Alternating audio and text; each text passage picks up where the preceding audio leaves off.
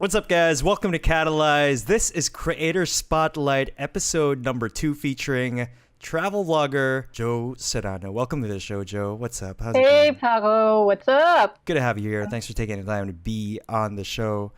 So, Thank you so much as well. without further ado, let's get right into it here. Oh, by the way, before we get into that, I just want to explain the whole background situation going on. Me and my friends are on Taipei game show right now, so I'm recording this from my hotel room. If you can't, if you notice, so the background is different, but nevertheless, the show must go on, and let's get right into it. First All right. question, Joe. So, tell me, like, how long have you been a travel and lifestyle content creator? Like, how long have you been doing this?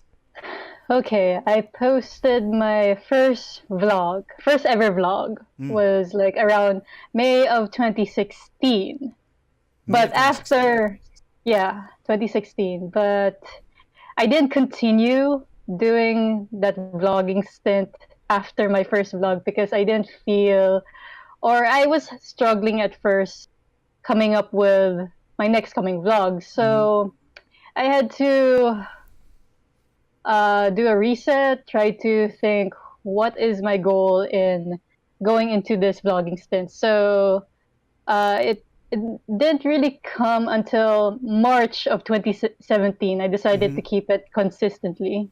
Yeah.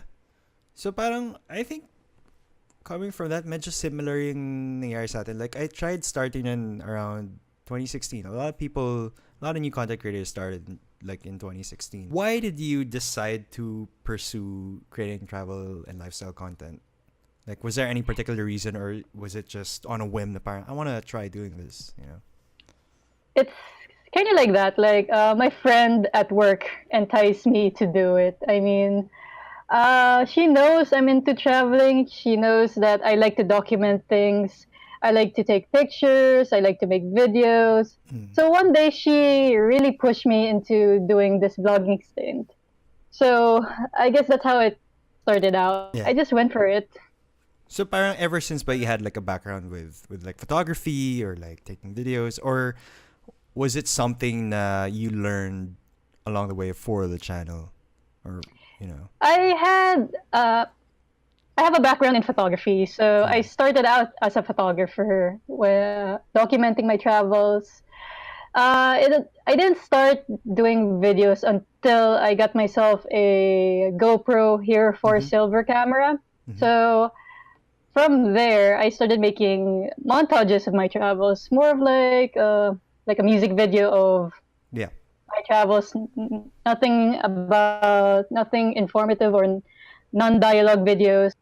So that's basically my background in terms of starting prior to vlogging. So right now, do you like work as a full-time creator, or do you have a day job right now? Yes, I do have a day job. Yeah, I work in a bank for 5 years. So Oh, this okay. this creator career is more of a sideline, which has given me some opportunities to lower my travel costs and also find some opportunities as well, to get a little bit of cash then and there. Not That's so really big, cool. but enough to fund my next travel. So like, how do you balance the whole having a full-time job and then traveling a lot? Cause you travel a lot for your videos. Yes, Diba? I do. I guess time management is the key to make some content and keep on uploading those materials online. So, sure, I have a 9 to 5 job, but you have to discipline yourself, especially since I do have a day job Mondays to Fridays, and I only make content or shoot during the weekends. And it's only after work I have time to edit. So I kind of sacrifice sleep, Oh yeah. my social life. So So tipong pag-uwi mo, di ka di ka nagpapahinga. You work on videos. Okay. yeah, after work I go straight to my computer, try to come up with something with the weekend worth of shooting. So that's my routine. That's pretty intense. I'm You sure. get I'm you get sure. used to it. Oh, so I hope you still have time to see your friends and stuff like that. Oh yeah, I Kasi still do.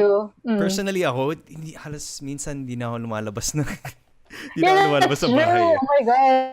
Like my fellow photographers, content creators, they also want to invite me for a specific month. Like recently, Ah, a friend of mine wants to go to Binondo again, and okay. I made a vlog about that a year back, and Yeah, I so saw that video. That was really cool. but my schedule for Feb is really tight. I mean, I don't have any free weekends to plan Mhm. that out. So I asked him if it's okay. Can we try March or something? So I'm a very busy person I'm behind sure. the scenes. When you started out vlogging, like, what did your friends and family think of you starting the vlog initially? Well, at Was it like a first, positive response? Were they supportive? it was neutral at first. I Uh. mean, they were questioning why I post videos of myself online. But yeah, they find it cool, and I'm glad my friends and family are supportive in what I do. Mhm. They are even asking if they come to a paid sponsored trip, which I wish Oh. I can bring everyone, but the most number so far I can bring in a trip, especially if it's a collaboration, Uh-huh. is at least two at most. I can't go beyond that. So, Given that, no, at least they were supportive and like they understand what you do. Are there any like common misconceptions you come across when talking to people about, what you do as a vlogger? okay. So I think so far, based on my experience, I think the most common misconception of being a vlogger is that some people tend to see us as just people talking in front of a camera. Mm-hmm. Like when you see one having a gorilla pod with a camera, you're automatically a vlogger. So Uh-huh. sure, I'm a vlogger, but Right. I think myself as a creator instead because I not only document myself through videos, I also shoot videos for clients. Right. Right. I shoot photos for events, and I tend to write if I have to. So I don't limit myself as a vlogger. Mm-hmm. I try to educate them that I also do a lot of things. I create. I am a creator Right. per se. So parang, it encompasses more than just your channel on Facebook, Mm-hmm. on YouTube. Yes. I also noticed uh like a few months back you posted Mm-hmm. about like workshops. You did workshops before. Mm-hmm. Really interesting because I've always wanted to attend like a workshop for YouTube for content creation and stuff like that. Mm-hmm. How does that go? How does that go? What do you usually talk about when, Talk when you're about. when you're invited to speak for a workshop like that? Well, I usually talk about things like how to get started because, well, vlogging, anyone Mm. can vlog. Oh yeah, That's oh for yeah. sure. I mean, it's cool that a lot of people are doing it, and literally anybody can do it because like we can do it with a phone or like we Hmm. don't need an expensive camera to do it. But Yes, that's true. So I try to engage with everyone that don't limit yourself with your geeks, don't limit yourself with what else is doing. You have to be you. You have to have your own style and you have to create your own voice because mm, it's okay to be influenced by your favorite creators and all, but at the end of the day, it's what makes you stand out from the rest of it. it is So YouTube yeah, after all. of But course, it's all about you, right?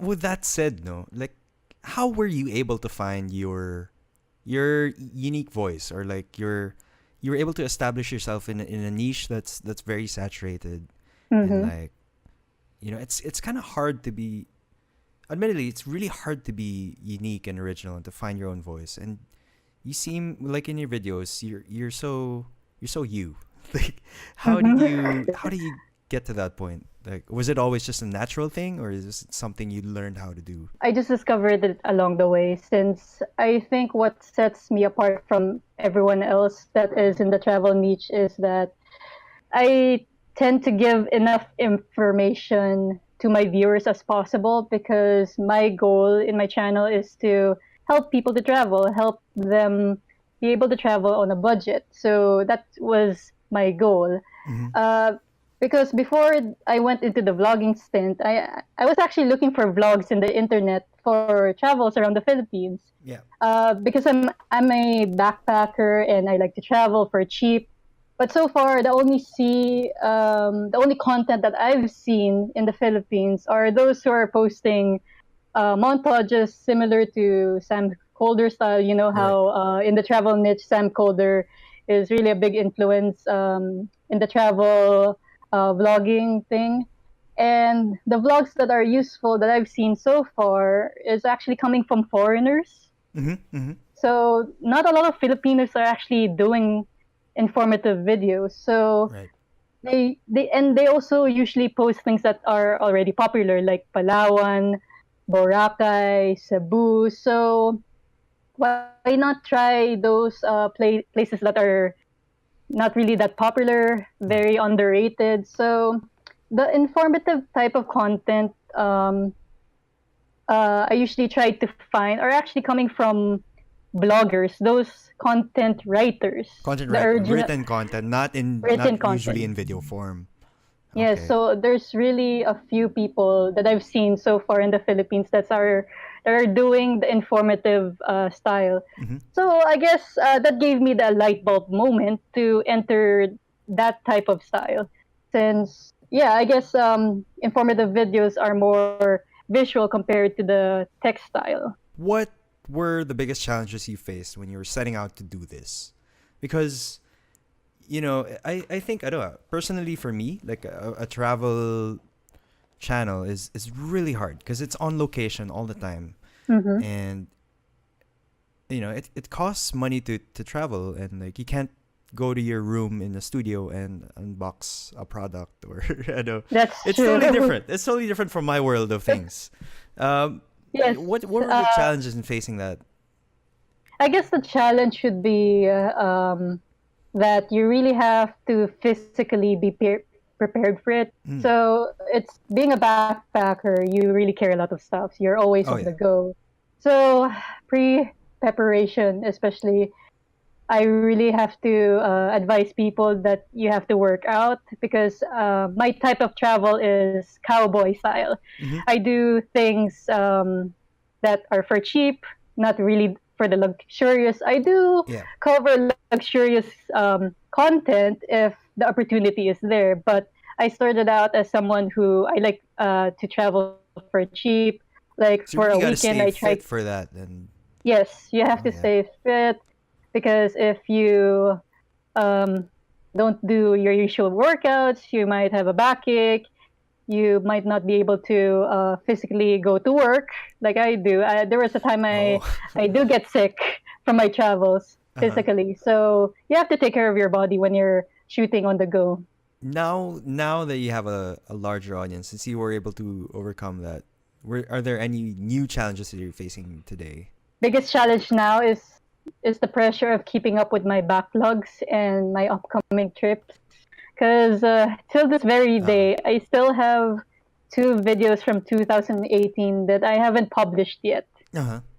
And I have one this January, and I have three upcoming trips for Feb and a workshop for that month. So you Oh, can imagine that, you have a workshop coming up in Feb. yes, I Uh, will announce it soon. uh, But there's an upcoming workshop that I'm excited to announce later on. mm-hmm. So there, so you can imagine the time allocated Like a time between those constraints. activities and my editing time. It's really a challenge. I mean, I honestly wish I can multiply myself because doing everything from the shooting, the traveling, Oh and yeah. editing is it's quite a challenge. So yeah, that's what I'm facing right now. With that, no, how do you stay motivated, and like how do you stay passionate when doing these things? Because for me personally, there are times na I just really have to step back and take a break just Mm-hmm. to maintain the focus. And Mm-hmm. for me, the biggest challenge in doing YouTube is sustaining consistency when I uploading and see. stuff. Like, do you have any tips or like advice for people who are looking to stay motivated? Well, you have to know that uh, doing what what we're doing, it's a never ending learning process. So you have to learn to love it. And Mhm. actually, I love it even in the very beginning. But yeah, there are times that if you feel tired, you feel demotivated, it's your time to give yourself a break because enough time for yourself. So it's time to reflect on yourself, on what's next to come, what's there to reflect on, what have you learned along the way. And I think another thing why people tend to fail or they get Right. demotivated in what they do is I think they're doing things for the wrong reasons. Mhm. Like they do it for the fame, they do it for the money right away in the very beginning. But you have to have a month where I don't have any travel. I take that as an opportunity to rest, to Right. recollect, to reset. Because yes, it's a physical activity. Being a traveler, being a travel vlogger at the same time, so you have to find time to give yourself a break, which is nothing wrong with that. I mean, Mhm. people will wait for you. You still have viewers to watch, so don't be pressured. I mean, give yourself a break, but don't give yourself too much of a break that people might forget about Oh, you. I forget. So you Yeah. have to think about Basta that as bumalik well. ka. Yes, bumalik ka. Yeah. I mean, it's okay to rest, but don't quit. That's Mhm. it. Running this whole vlog or channel by yourself, I'm sure is like a pretty big undertaking. Was there anything you learned in particular? Was there anything new na parang okay, since YouTuber, vlogger na ako ngayon, creator na ako ngayon, kailangan ko pala to gawin. For me, it's like self-discovery because the Mm. more you keep on doing what you do, the more you discover new things, the more humble you can be, and you tend to look back to the very beginning of how you started. And I believe that no man is an island. Mm-hmm, mm-hmm. For me, I used to think I'm doing everything on my own because Right. I'm doing the shooting, conceptualizing, the editing, but I started to realize that I don't feel alone doing what I do Oh because yeah. I have people who are supportive in me in the very beginning, my friends sharing my work, my family letting me go on an adventure even though they still tend to question, but it's okay. And along the way you tend to make new friends, so you don't feel alone in what you're doing. And um, yeah, I don't think it that way anymore because you realize at, at that point of your vlogging career, Mm-hmm, you mm-hmm. tend to even share your knowledge to your fellow content creators. And I believe sharing goes a long way because if you don't share and be selfish, I don't think you'll be able to succeed to your next step. This is why I totally I, agree with you on that one. Yeah. I really like sharing tips and inspiring people. If you want to go into vlogging, go ahead. I mean, even my friends who are photographers, they also want to go into the vlogging. And Mm-hmm, so I mm-hmm. give them advice. This is the type of music that I use. It's free, so just go with it. I mean, at the end of the day, this is your work. I'm not telling you to do this, but I can help you how you start it. Okay. So that's how. That said, like, what can you say to help out people who are who want to start, regardless of the field, who just want to start a channel, and what do you think are the right steps to get started on the right track? You have to be you. Mm-hmm. Be yourself, because well, YouTube is all about you, right? So you're not in a TV show where you act for a part, which actors do. That's their job. Mm-hmm.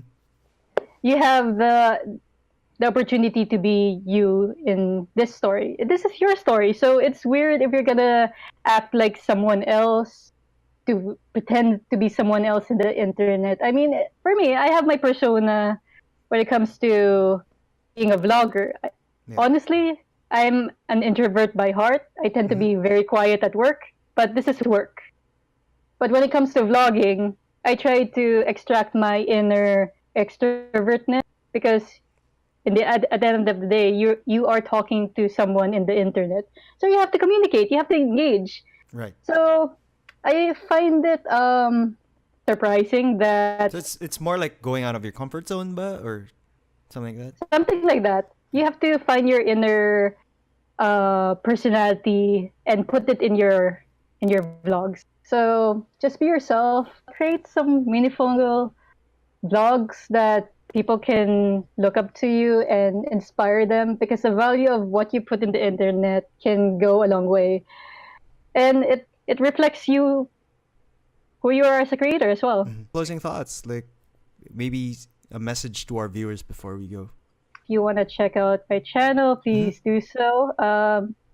All my social media pages is under Joe Serrano. You can follow me in Instagram at the Joe Serrano. And I hope to see you in my channel in my next vlog venture. All right, and also hopefully in the upcoming workshop that's about to happen.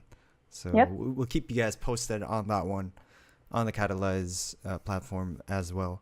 Again, thank you so much, Joe, for being Thank here on you, the show. Paco. Nice I to really talk with appreciate you. Having this interview, Indeed. it's really awesome.